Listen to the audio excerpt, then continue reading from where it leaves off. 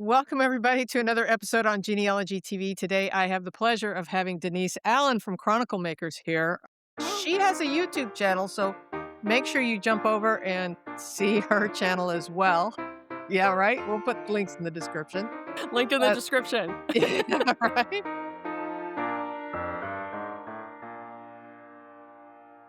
Welcome, welcome. Glad to have you. I'm glad to be here. I was thrilled when I first met you in person at Roots Tech in 2024. There's just something. I remember that day. Yeah, yeah. There's just and you've been incredibly supportive Well, of thank the you. channel and everything. And I can't tell you how much that means to me and how much it meant to me. I mean, that really kept me going for like months. I was like, Connie Knox said hi to me and liked my Oh, channel. stop. You're so So, funny. no, I think it's important for people to know because some of the people out here watching might be thinking, should I start a YouTube channel? And 100%, start a channel, link it in the comments, on my channel.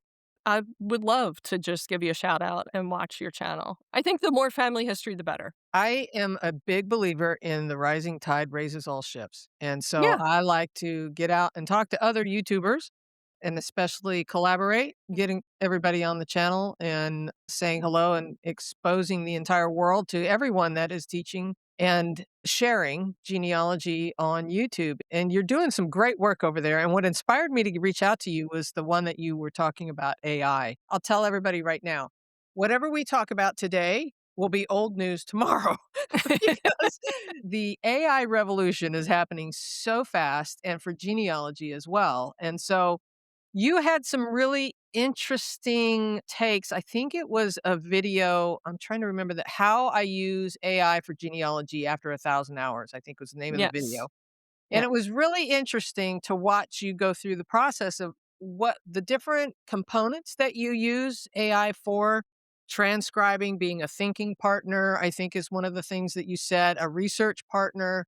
And so I thought we might just explore that a little bit. First of all, tell everybody before we jump into that a little bit Yeah. about yourself and how you started in genealogy. Well, thank you again for having me on. I do thank you, and I love collaboration. I'm a huge collaborator. I did 100 episodes about Pennsylvania genealogy before I got into doing AI.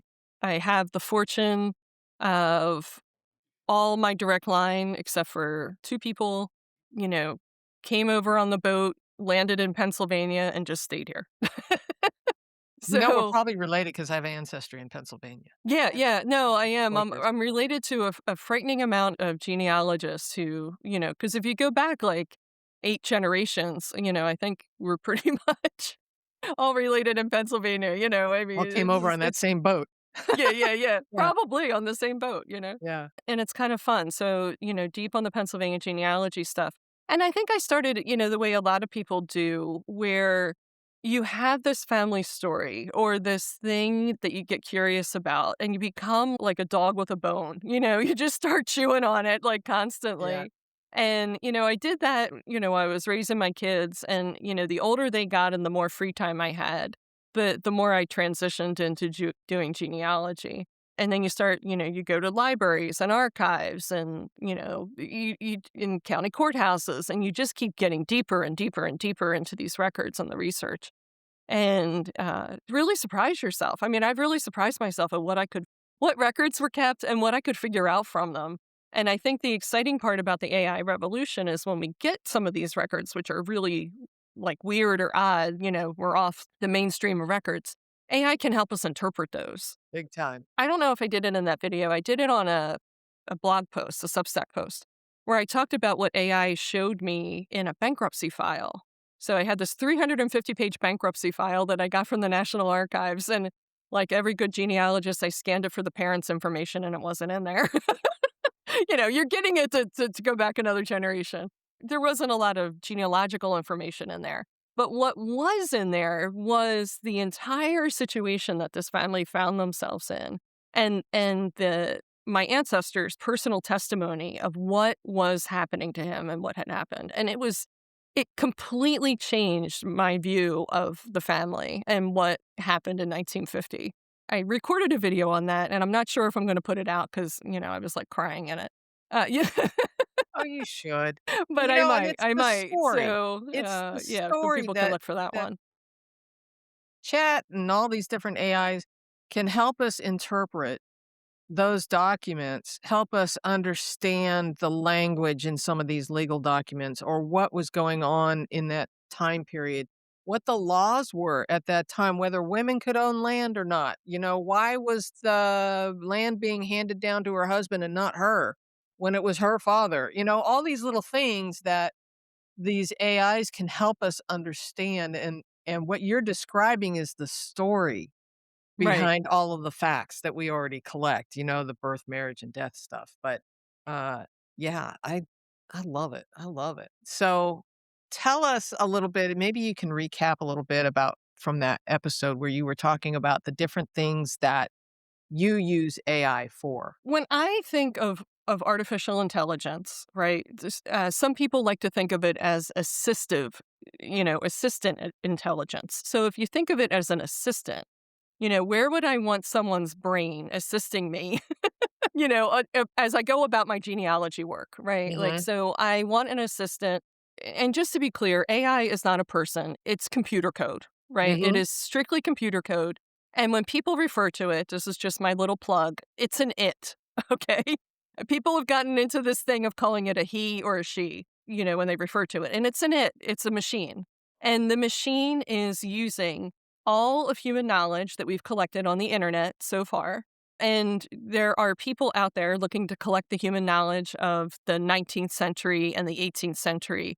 And, as a genealogist, I'm here for that. I want those old books accessible in these large language model training data sets. As an assistant intelligence, I'm looking at the jobs to be done. What are the jobs that I do when I'm a genealogy researcher or a family history writer that I want to be able to hand off to this assistant to either do for me or do with me?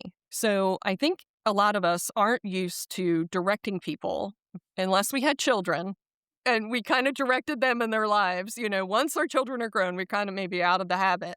But, if you were a manager in your life, you might be used to hiring a new employee, having to give them the ropes, tell them what to do. And if you think of AI like that, like I'm going to come up with this job, define this job that I want AI to do. And transcription's the easy one because it's pretty clear cut. Either it did it or it did not, right? We're going to describe the transcription that we want to be done, the quality standards we want it to follow, and then give us the output. And yeah, I mean, that's a huge time saver because the transcription part, and like with this bankruptcy file I just referred to, even though that was typed, it was easy to read. There wasn't a lot of handwriting in it. It was done in the 1950s. It still needed transcribed into computer text because that computer text is searchable, right? It's all searchable. This is the thing Family Search is doing when they talk about full text search. It means you can search all the text, not just the names, dates, and locations. So I want to do the same thing to all my files. I want to make them full text searchable. AI can make them that way for me. And then once they are that way, then I can use them for solving research problems, for writing family history stories, etc. I mean, it sounds simple, right? Like it just sounds simple, but it's really developing almost your own, as a genealogist, your own large language model that you can pull from to do your work.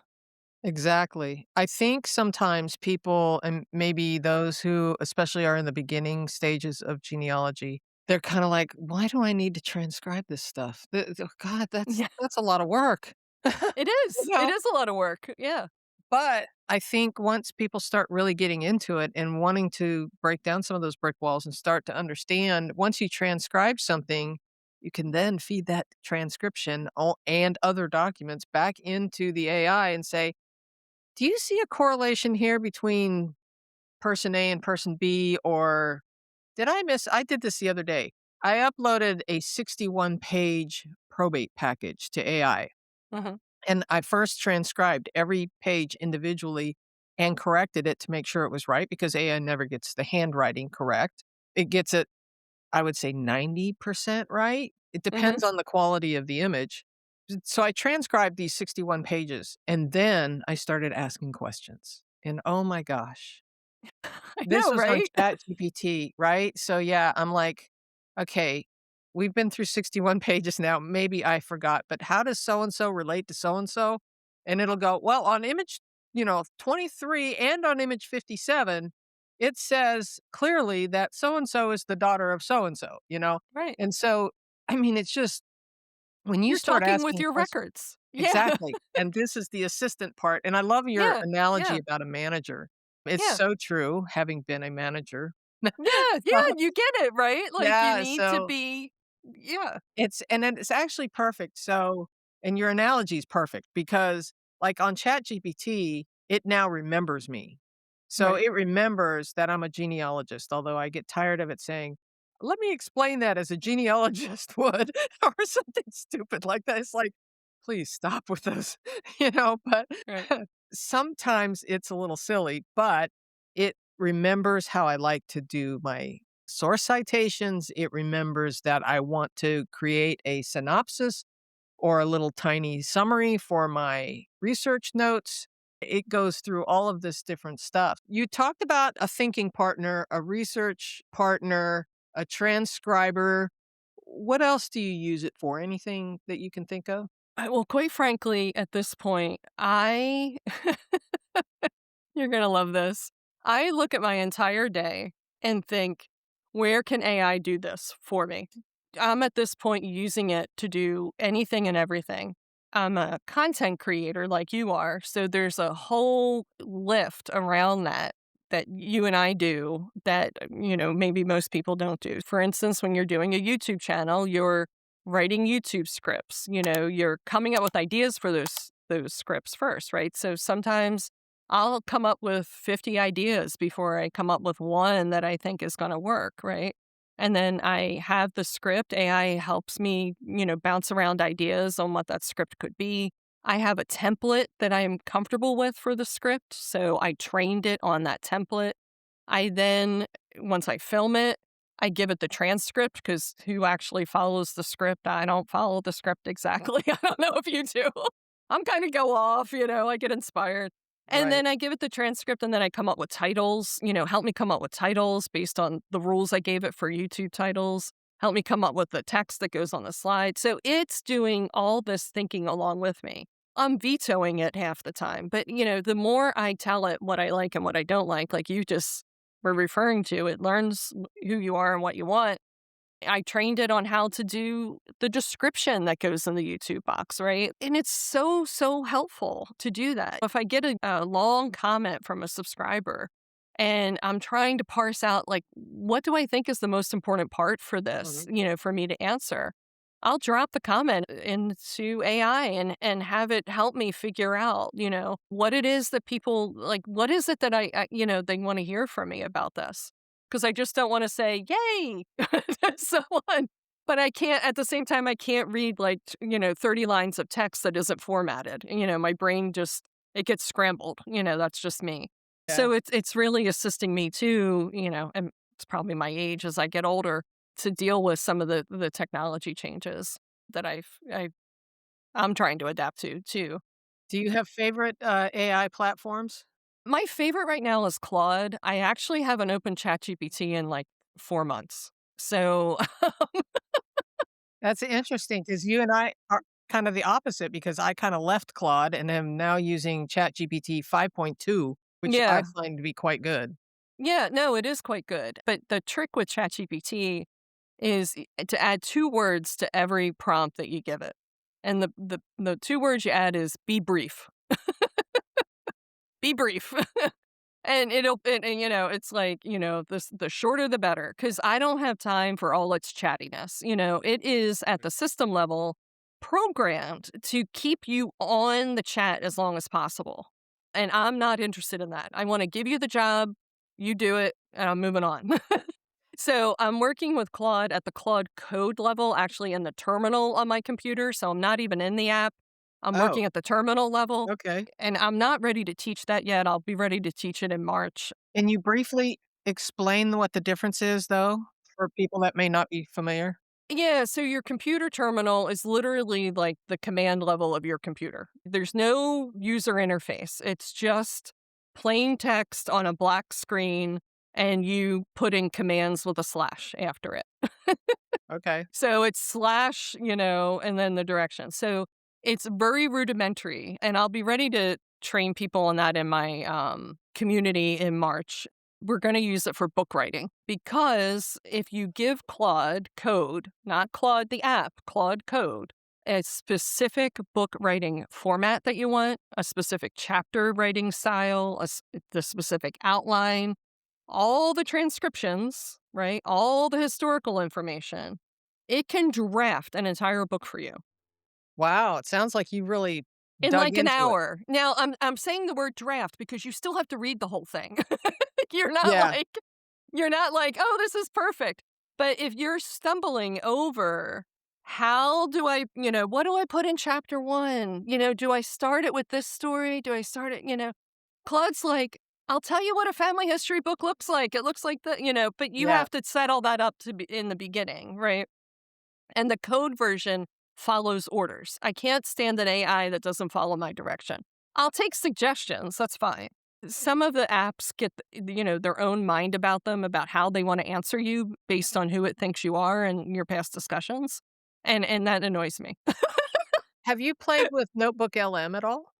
I have. That is now my I this is probably not the right term, but my I was going to say dumping ground, but let's say archive.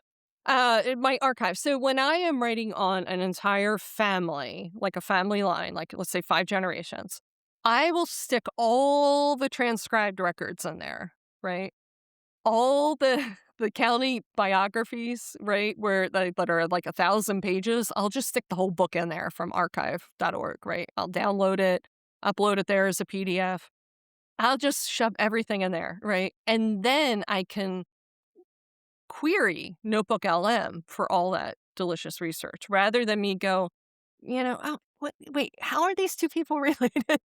Let me go back over to Ancestry, click, click, click, click, click, click," it's all in there, and I just work from there, but those documents then I also use for all my writing. So everything is at that document level, right? All my knowledge is Yeah. in documents now and not PDFs. They're markdown files. If people are paying attention, I'm giving all the clues on how to do this. We're just working at a very rudimentary level, the Yeah. large language models they're answering you based on, markdown files that they were trained on, and we're going back down to markdown files. So it doesn't look pretty. Like you as the user, you're like, "That looks ugly." It's okay. The computer can read it, you know. I'm a visual person, so I like everything formatted right, and all my bullet points and all that little stuff, yeah, and the AIs don't care. They they don't care what it looks like, it can read. So, yeah, I like that the whole Notebook LM thing, I've been playing with it a lot the last, few months, and like I said, I had uploaded a probate package to it that was 61 images, but it turns out you have a 50 document limit on that. At least I'm on the free version. Maybe there's a paid version. I don't even know. Yeah, I'm on the paid plan. That's how I'm able to upload a Oh, okay. 1,000-page books. Yeah, it's definitely I mean, to me, You it's know, worth I it. the only one I pay for now is ChatGPT, and that's like 20 bucks a month, and I get everything out of it I could possibly want, and I have not even explored what the cost of Notebook LM is. Yeah, it's shockingly 20 bucks a month. Shockingly, just because everybody else is $20, Everybody's 20 bucks a month. Claude No, was too. because it's a Google product, I would encourage people if they have Google Workspace to check that out to see what the plan is there. So if you're using the Workspace email and stuff like that. And then Google also has Google One as a AI only subscription. And I actually think yearly, I think that's like $17 a month. So they do give you like 2 months free or something like that.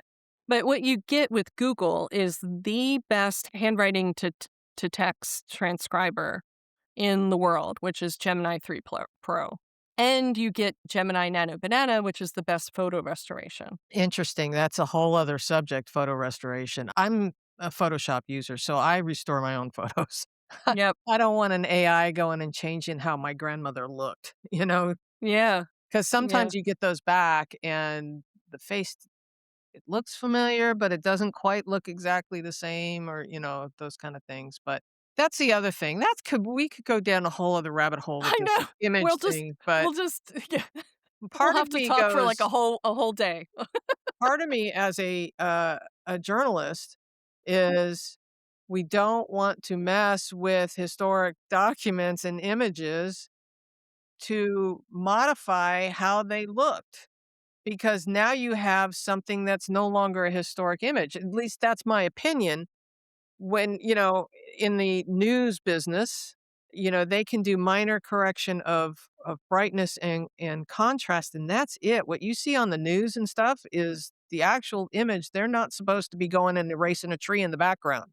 You know, I have mixed emotions about it. On one hand, I do like to remove the scratches and the age spots that are on images, but beyond that, it's I think in the age of digital, we live in an age of abundance, and we can keep both the original and the restored version.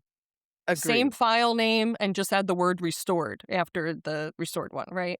So it's very clear to anyone who looks on our hard drive that, this is the original, this is the restored.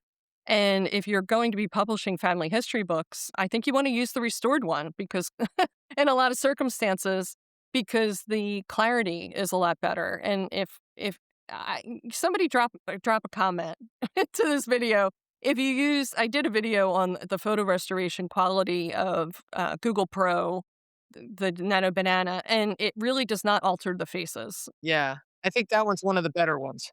Yeah, no, ChatGPT definitely did. It's a whole different algorithm, a whole different system prompt that they're using for that image generator.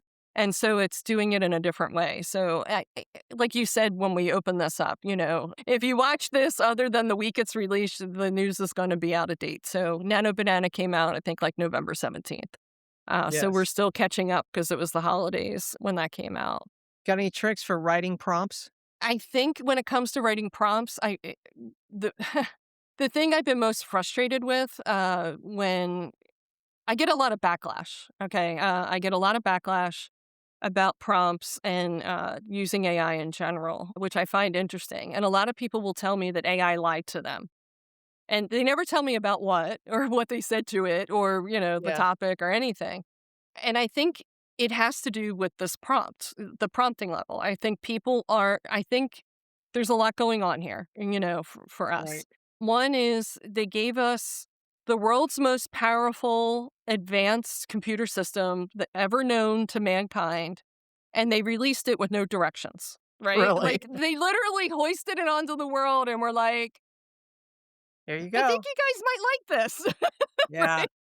So people started using it and weird things started happening, right? So to people, me included, the first thing I did is I wanted a book on Civil War conscientious objectors, could AI, the all-knowing AI help me find one, and it totally made one up, right? It made up a title, real author, real publishing house, made up title, Really? right? Yeah, well this was in 2023, right? Okay. Like this is like okay, when it first came When out. hallucinations were When at it its just peak. halluc it followed its system prompt, which is to satisfy the user's request, right? So it Right. did that. It followed the system prompt, it satisfied my request.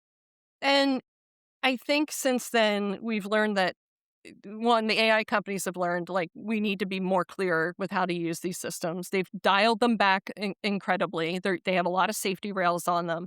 And I think people are finally learning that that box that they gave us, you're really not chatting with a person and you're not searching Google, right? You are querying this all of human knowledge on the internet that was as of the date that the training model was the model was Created. made, which for Mhm. a lot of these was in September of 2024 or June of 2024. So if you right now, if you ask it who's the president of the United States, if it doesn't look it up on the internet, it's going to tell you it's Joe Biden because they were all made before the last election, right? So it still thinks. And if you're talking to AI and you're like, wow, it doesn't know the day of the week, it's because they live in a limitless state. They really don't know what day it is. They have to look it up every time they talk to you. And people are like, wow, that means it's really dumb. And I'm like, no, it just means it's this advanced computer model that's made in a specific way for specific tasks, which is working with human knowledge, So you just have to kind of prompt it in that way, and it's weird, so I don't know, it's how to explain it. Like people just have to get used to working with it. And with prompts, I mean, you really got to lay them out exactly what you want. You've got to give it all the context of what you know, where you're coming from, the output, exactly how you want it. And, I write these prompts and give them away for free on my newsletter. And always encourage people to try them and see the output that you get from that. And the pushback I always get is people are like, I just like to chat with ChatGPT. And I'm You like, then know, keep chatting. it's interesting you said that about the date because a lot of times when I'm asking for a source citation, a lot of times what I'll do is I'll copy and paste the entire screenshot, say from Ancestry, with the document on there, with the source panel open. I'm trying to give it as much context as possible. And I will give it to ChatGPT and say, "Can you write a source citation?" And most of the time, I would say 95% of the time, it gets them almost perfect. But a lot of times it'll say insert today's date where it says accessed and in the source citation and it'll say insert today's date. And then I'll write it back and I'll say, always use today's date Yeah. when writing my source citations. Thank you. And it'll write it again with today's date. But you're right. It has to go look it up because it doesn't really know what it is. Yeah. Steve Little and Mark Thompson, the AI guys on podcasts, I forget exactly the name of their podcast, but look them up. They're awesome. They are always talking about, they have this formula, tell the AI who they are. You're acting as a genealogist. I don't personally ever do that. I usually just say, here's some context of what I need. And a lot of times if I'm handing it a handwritten document and I want it to transcribe that document, a lot of times what I'll do is I'll say, this is an 1813 deed for Hilkiah Winslow. And, because sometimes it gets the names wrong. I know it's Hilkiah Winslow. I might as well tell it that in the beginning. That way it gets it right to begin with. And, fire away, please, transcribe this document. And, you can even joke with it, which just cracks me up Yeah. sometimes. Yeah. For those who are watching the podcast with Steve Little and Mark Thompson, they get into all the different AI products. I mean, Perplexity and all of the different brands. I try and stick to a few, just the ones that I'm working on right now. You can get overcomplicated, and I want to just get back to research, and I want to find the answers to the questions I have. But yeah, you mentioned your newsletter. How do people find your newsletter? So I started publishing on Substack. It started off about writing family history. And then I realized, wow, AI could really make this faster and higher quality. So you'll find me on Substack under my name, Denyse Allen, or if you put in Chronicle Makers, you'll find it there. I think we have like 1,500 subscribers right now that are, getting the newsletter every week. And every week I give a set of prompts that you can use to either write or research, or some are more like personal development to, take your own skills to the next level. Like if you wanted to assess your skills as a genealogist so you can get to the next point. Sometimes it's it's like, help me find the learning opportunities, to fill the gaps in what I am trying to accomplish, right? So you're looking to take a class on something or a webinar. AI can help you with that. And the AI tool I would use for that is Perplexity, I'm sorry to say. But, I walk people through exactly how to use the tool and why to use that tool. So they can just plug and play and then get a feel for how it works. I keep everything very simple, very starter level, Friendly, yeah. because you build further. Like in my community, I talk, at a higher level skill. But, yeah, I mean, in terms of the roles, giving AI a role, I think if you're working with it on the usual set of tasks, and it has kind of identified through its, memory that you're a genealogist and you're doing the same 10 tasks, or 5 tasks every single time, you can just stay in that role. But if all of a sudden you were going to, let's say, rewrite a page on your website, right? And you need a copywriter now, I need someone who can, be a copywriter for web copy, to explain what genealogy TV is. Well, then you're going to prompt it differently, right? Like, I need a Yeah. copywriter here who can communicate to genealogists, age 50 and older about the value of genealogy TV and, here's who my ideal viewer is and the kinds of things they like on my channel, and the kind of struggles that they have. And as the copywriter, it can write in that copy. On But yeah, if almost you tell it to work as a genealogist at that point, it'll like bore people to death with facts.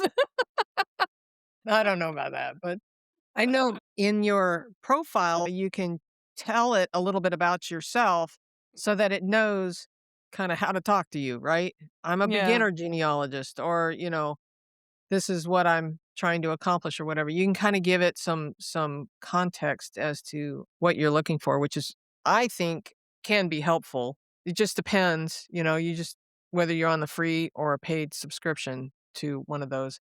I do find that the paid subscriptions are usually a little better.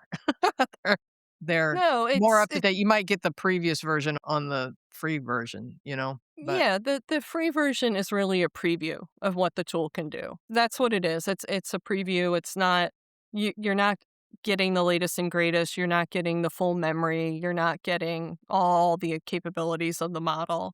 It just gives people a flavor. And, I think something like 95% of the people using AI right now are using the free versions of these tools.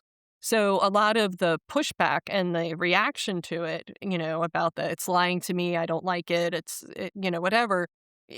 These are people using the free version that don't understand prompting, they don't understand how it works, they don't understand, you know what I mean? There's a lot, right. they just fired it, opened it up, fired away, fire away. Yeah, I mean, you can't So, go on there and say, "Tell me everything you know about my Uncle Henry." yeah, It's not gonna right. even if you gave it Henry Smith who died in so and so place at so and so time, what do you know? And it might be able to query the internet to see if there's any websites or something, but yeah, it's not gonna ripple out a family tree for you. That's for sure. But it Yeah. certainly is a great tool to play with. Is there anything else you wanna share before I tell everybody to go subscribe to your channel?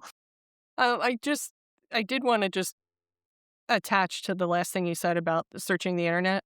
So when ChatGPT searches the internet, it's using its own proprietary way to do that, and it's not Google. So you're not getting an accurate latest search of the internet. So people Interesting. just need to be aware of that. And it's the same thing with Claude. Now, Gemini being a Google product should be searching the internet, like with the Yeah, latest version of things. So if that matters to people, they just need to be aware of that. I think the way to stay apprised of what these tools are doing or not doing is to subscribe to a newsletter or just, sign up for a course where it's like, you have a job that you want to do. You're trying to solve a brick wall and, whatever. You're trying to write a blog. You're trying to, then sign up for the course that teaches you how to use the tool right now to do that.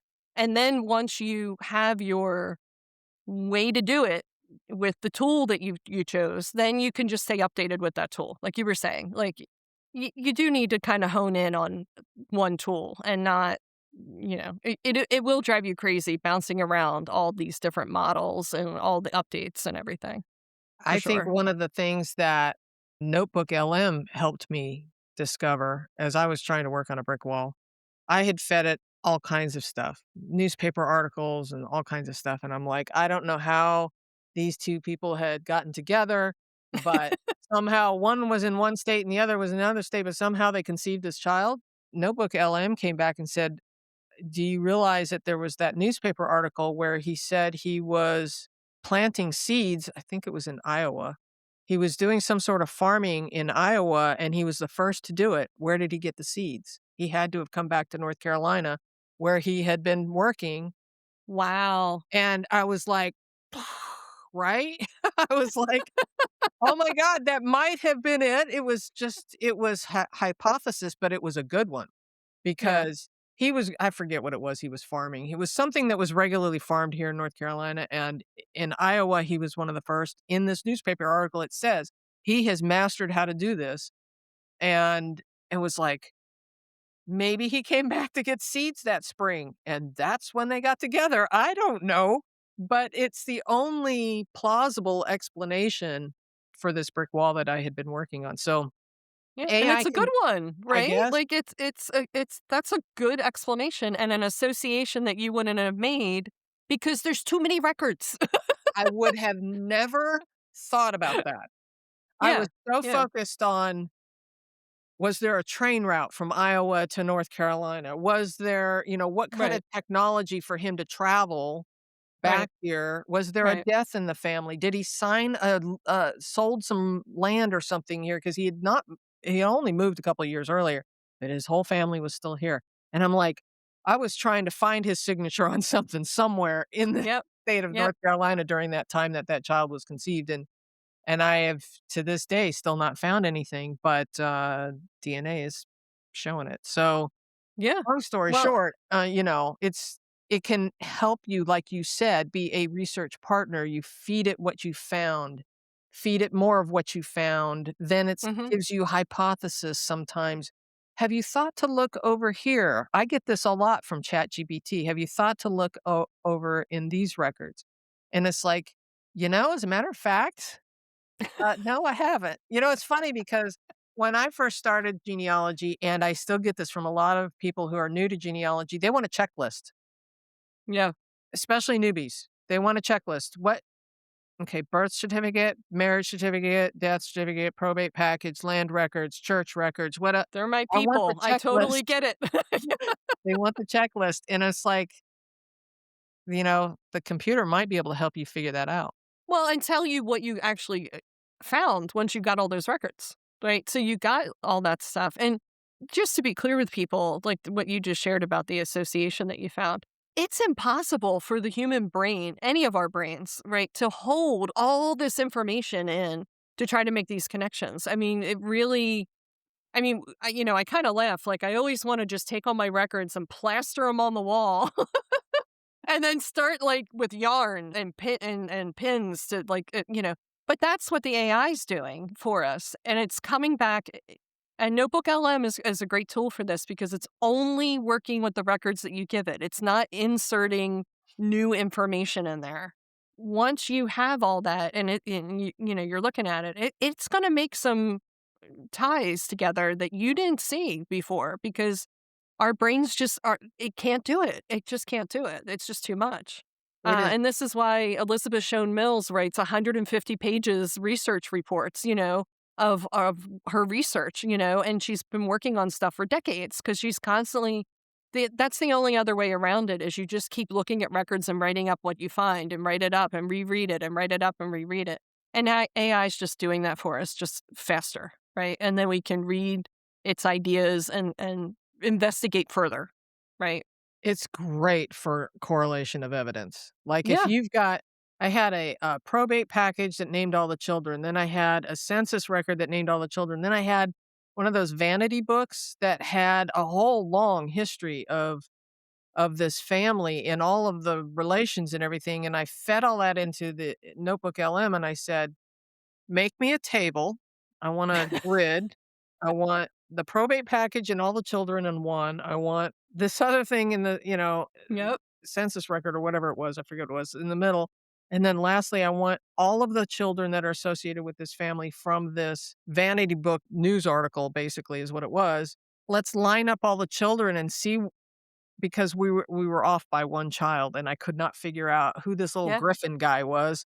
yeah, And turns out I think he was a kid that died at 12 or 13 years old. So, long story short, no wonder he didn't show up in the probate package, because right. he had passed away. But he sometimes just working I call it working the problem. Just feeding all that stuff in can be so helpful. We haven't even really talked, and I know we're not going down that rabbit hole today, but the family search, full text search, ancestry's got a little bit of AI going on. That's a subject for another day, but we can use some of those tools, especially those, because so many records are coming online every day, that you can keep these projects in your Notebook LM or in your Chat GPT or whatever, and come back to them when you discover more. Yeah, Especially on the paid exactly, versions. I don't know exactly. how much of that saves on the other versions, but my Notebook LM saves my projects, so you can, like, go, "Okay, I'm going back to that probate package because I found another document," Yeah, and add to it. I could talk about this all day long. I love talking about it because I finally have the help that I've wanted. I didn't even realize how much I needed it until it came about, and I started to use it and trust it, with all of this research. And it was as I go along, and it's just absolutely been incredible. And I'll just apologize. If AI has lied to you or deceived you or sent you down the wrong path in the past, please revisit it, give it another try. Things are constantly changing with these systems.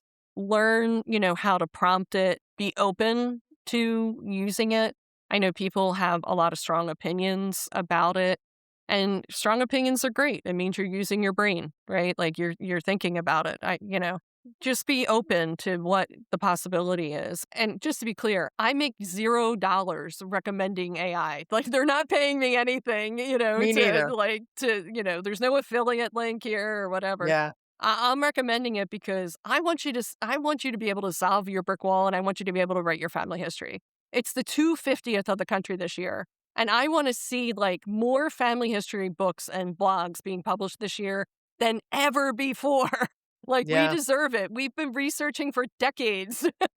Like, So it's true. time to publish. Yeah, Publish. that's true, and it's an incredible tool, Yeah. and you don't need to apologize for it making mistakes. It's like any record that we look at, a death certificate that has incorrect information on it, the census record that might have incorrect, we need to verify. That's our job. And so it's just another tool, just like any search engine that we go to on Ancestry or whatever, we Yep. find that record and now we need to evaluate. So when AI pops something out, we need to evaluate. Is this right? I correct AI all the time. I'll say, no, Yeah. that's 1851, not 1857. Sorry, Charlie.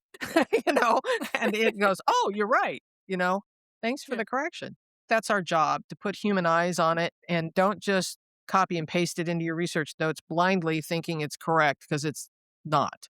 But Yeah. it does it's getting so much better every day. I mean, we were talking about this just a year ago. I think at Roots Tech last year, we were talking about it and how much it hallucinates. That was a lot of conversation going on. I think I heard Steve Little the other day say the hallucination on ChatGPT now is down to less than 1%. Wow. So for those at home, please go over to Denyse's channel. Tell everybody how they can find it. It's Chronicle Makers. It's Denyse with a Y.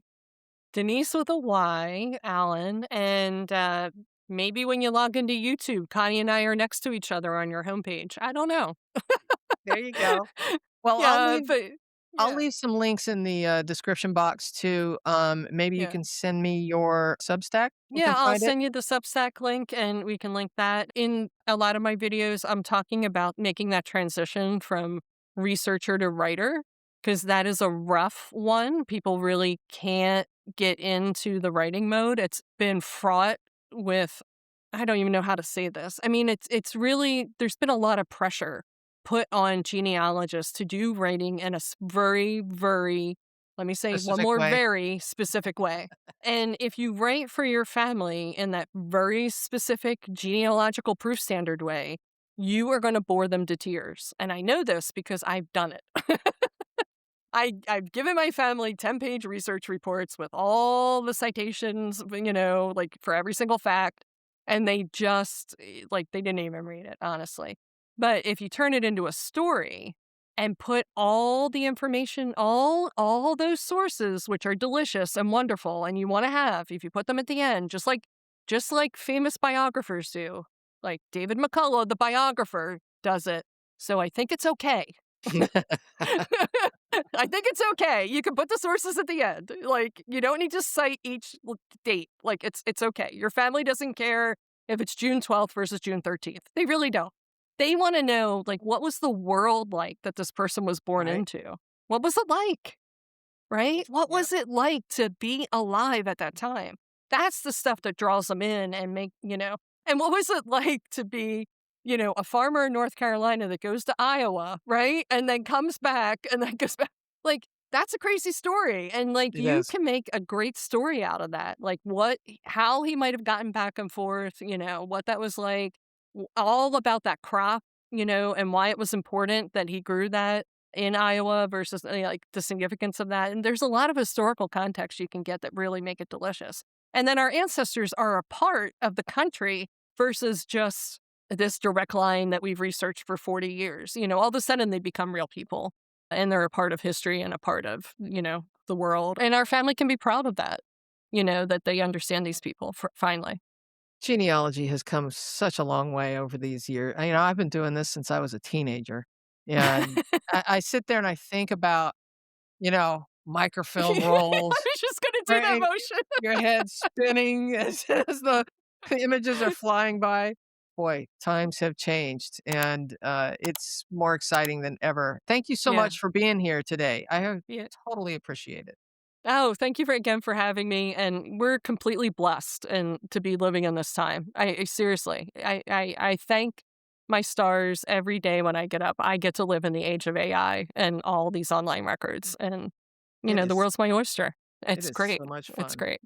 Alright, well, thank you so much. All right. Thanks.